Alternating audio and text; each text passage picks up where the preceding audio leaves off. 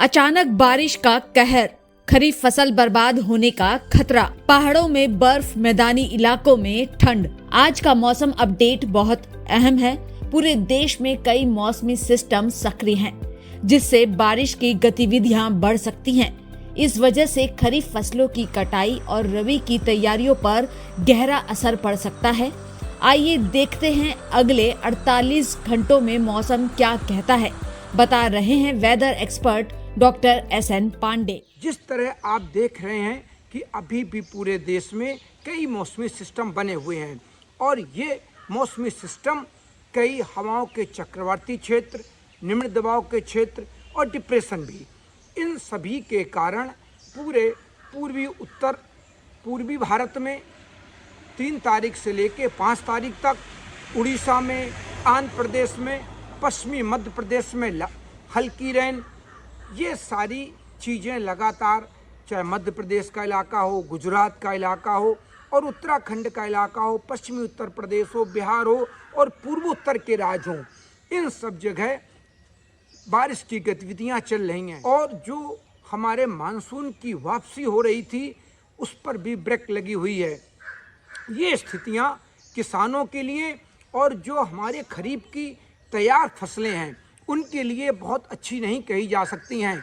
किसानों के माथे पर कहीं न कहीं चिंता की लकीरें भी हैं, क्योंकि अब चाहे धान की फसल हो, खरीफ की जो भी हमारी फसलें हैं वो मैच्योर स्थिति में आ गई हैं।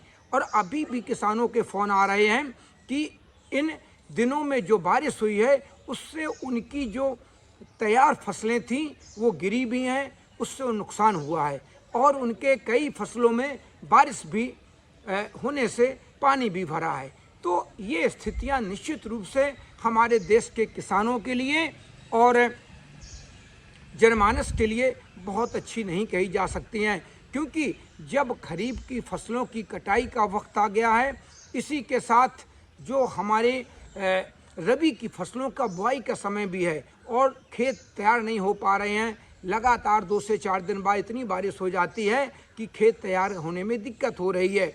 और जब बीच में धूप निकलती है तो वो धूप इतनी तेज होती है कि हीट इंडेक्स भी बढ़े हुए होते हैं, जो मानव हेल्थ और पशुओं के स्वास्थ्य के लिए अच्छे नहीं होते हैं। तो अब इसके बाद जो स्थितियां हैं, 4 तारीख को एक वेस्टर्न डिस्टर्बेंस भी आ रहा है। इसी के साथ कई चक्रवाती हवाओं के क्षेत्र हैं, ट्रफलाइन बनी हुई है। तो इतने मौसमी सिस्टम आपस में अगर कनेक्ट होते हैं तो बारिश की गतिविधियां बढ़ सकती हैं। और जो WD आ रहा है उसकी वजह से जो बर्फबारी की भी संभावना है हमारे पहाड़ों की ऊंची चोटियों पर।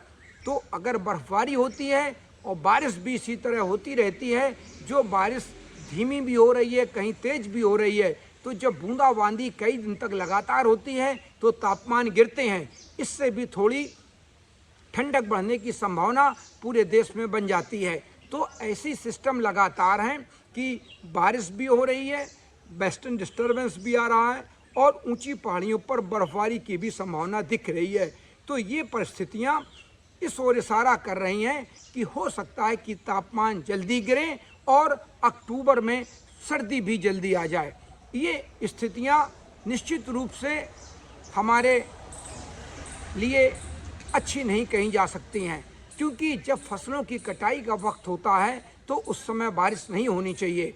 और अक्टूबर में अभी भी जो हमारा मानसून वापसी है वो अभी 10 दिन तक वापसी होने में कोई अनुकूल स्थितियां नहीं बन रही हैं, क्योंकि अभी भी अगले 8 से 10 दिन तक मानसून वापसी की जो परिस्थितियां हैं वो पूरी तरीके से प्रतिकूल हैं, क्योंकि लगातार बंगाल की खाड़ी से मौसमी सिस्टम, निम्न दबाव के क्षेत्र बनते जा रहे हैं। उसी के साथ जो साइक्लोन बनते हैं, हवाओं के परिसंचरण होते हैं, वो भी जो नमी होती है वो पूरे हमारे देश के ऊपर नमी थ्रो हो रही है, चाहे वो बंगाल की खाड़ी से हो, चाहे अरब सागर से हो या वेस्टर्न डिस्टर्बेंस की वजह से हो। तो इससे ये समझा जा सकता है कि अगर इसी तरह रुक रुक कर बारिश होती रही और रुक रुक कर बारिश होने के साथ WD भी आ गया और पहाड़ों पर बर्फबारी भी हुई तो हम कह सकते हैं कि जब बर्फबारी होगी और उत्तर पश्चिमी हवाएं पहाड़ों से होकर बर्फ़ से होकर आएंगी तो वो हमारे गंगा के मैदानी भागों में, इसी के साथ जो हमारे उत्तर भारत में चाहे राजस्थान हो, राष्ट्रीय राजधानी क्षेत्र हो, हरियाणा हो, पंजाब हो और यहाँ तक कि बंगाल बिहार तक तापमान गिराती हैं और तापमान गिरने के बाद सर्दी भी बढ़ जाती है।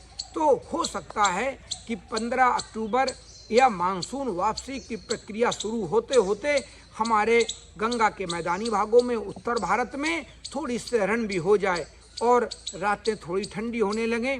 और अब जब ये ठंडी हवाएं बर्फबारी से होकर आती हैं तो ये पूरा गंगा के मैदानी भागों में बंगाल बिहार और कभी कभी उड़ीसा तक इनका असर पड़ता है और राउरकेला तक भी ये हवाएं जाती हैं और ठंडक करती हैं। तो ये स्थितियां अभी आगे आने वाले दिनों में दिख रही हैं कि मानसून वापसी भी अभी फ़िलहाल टल गई है और ये बारिश की गतिविधियां फुटकर रूप से पॉकेट्स में कहीं ज़्यादा कहीं कम होने की संभावना अगले 8 से 10 दिन तक देखी जा रही है।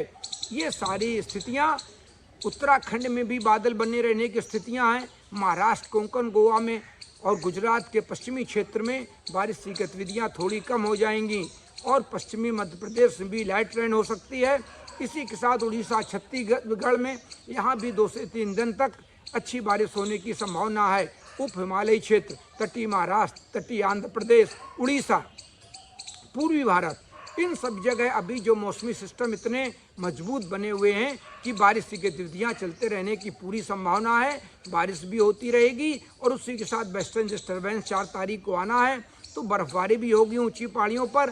तो हम कह सकते हैं कि ठंडक शुरू हो सकती है, जल्दी ठंडक शुरू हो सकती है और जो सहन वाली स्थिति है वो भी हो सकती है। लेकिन ये सारी मौसम की संभावनाएं हैं। इसके साथ हवाओं की दिशा कब चेंज होती है, कब कहाँ से मौसमी आर्द्रता आने लगती है, बादल बनने लगते हैं, ये सारी स्थितियाँ हमारी हवाओं की दिशा, कौन सिस्टम कहाँ बना है, इन पर निर्भर करती हैं। लेकिन हम ये निश्चित रूप से कह सकते हैं कि आगे आने वाले दिनों में बारिश होने की पूरी संभावना मध्य भारत, उत्तर भारत, पश्चिमी भारत, दक्षिण भारत में अभी बनी हुई है और कई मौसमी सिस्टम, मजबूत मौसमी सिस्टम पूरे देश में काम कर रहे हैं।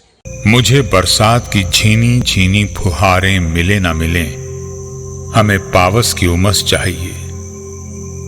जी हाँ, मैं किसान हूं, क्रांति बीज बोना चाहता हूं।